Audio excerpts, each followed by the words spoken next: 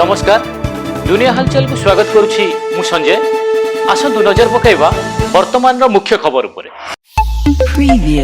मध्य प्राच्य युद्ध को नहीं सामाजिक गणमाध्यम मिथ्या और आपत्तिजनक फोटो वीडियो अपलोड करुवा अभियोग रे यूएई सरकार मोट 35 जन को गिरफ्त करिछि। प्रथम दफारे 10 जन को एवं द्वितीय दफारे 25 जन को गिरफ्त करथिया बेले सेमानक मध्य 19 जन भारतीय सामिल अछंती।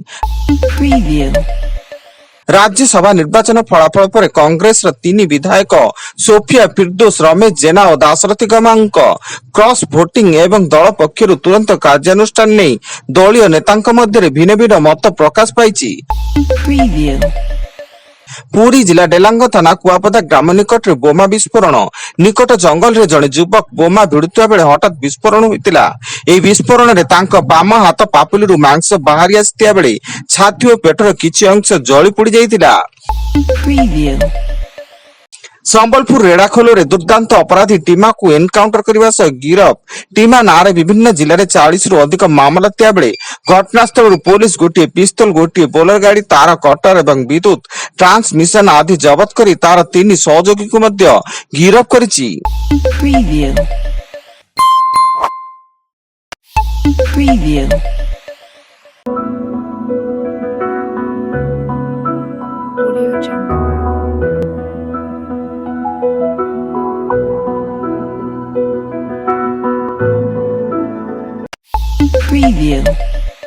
विधानसभा बजेट अधिवेशन द्वितीय पर्यायर सप्तम दिन में भी चली पारिनी प्रश्नकाल।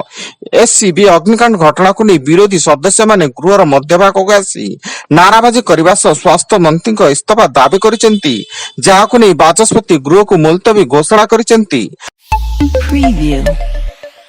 राज्यसभा निर्वाचन पर क्रॉस वोटिंग करथिबा 6 जन बीजेडी विधायकों को कारण दर्शा नोटिस जारी करिसेंती विरोधी दल मुख्य सचेतक प्रमिला मल्लिक। सेमानंको आगामी 3 दिन भितर एनी उत्तर रखिबा को नोटिस रखुआ जाइछि। भुवनेश्वर बीजेपी कॉलेज रो 2 हॉस्टल छात्र गोष्ठी मध्य गंडगोल 25 रु अधिक हाथ फेयरवेल पार्टी उभय छात्र गोष्ठी मध्य काच बोतल एवं पत्थर फिंगा पपड़ा होइथिया बेले स्थिति नियंत्रण पई 2 हॉस्टल कैंपस रे 3 प्लाटून पुलिस फोर्स मुतयन करा जाइछि एवं स्थिति ऊपर नजर रखिया पई हॉस्टल मझरे अस्थायी पुलिस कैंप तैयारी करा जाइछि। बड़बिल जोड़ा थाना अंचल जैनिक नाबालिका को बलपूर्वक दुष्कर्म धमक चमक देवा अभियोग रे बिहार युवक को गिरफ्त कर कोर्ट चालाण करिछि जोड़ा थाना पुलिस। गिरफ्त युवक बिहार सिवान जिला हुसैनगंज थाना हरहंस ग्रामर मोहम्मद लादन बोली सूचना।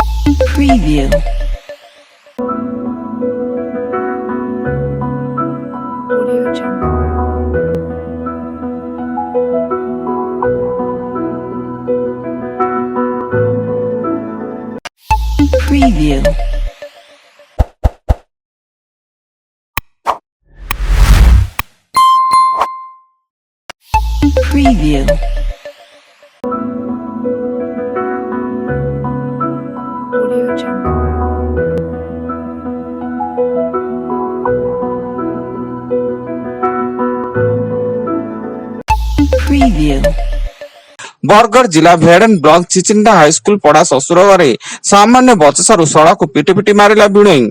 अभियुक्त भिणोई सुखदेव महानंद एवं शला सुदीप बाग होइतिया बेले घटनाटी स्थानीय अंचल में चांचल्य खेली जाइछि एवं साइंटिफिक टीम सह घटनार तदंत जारी रहिछि। एवं दिल्ली पालम अंचल साधनगर रे भयंकर अग्निकांड। स्थानीय एक कोठार अग्निकांड घटी 7 जनकर मृत्यु घटिया बेले घटनास्थल में 30 दमकल गाड़ी पहुंची निया को आयत्त करने को प्रयास जारी रखिछि। मिलिथिबा सूचना अनुसार तल महला रे थिबा एक कॉस्मेटिक्स दुकान रे निया लागिबा पर निया ऊपर महला को व्यापी जाइतिला। वर्तमान पई एतिकी अधिक न्यूज अपडेट्स पई विजिट करंतु आम वेबसाइट www.duniyahalchal.in। धन्यवाद।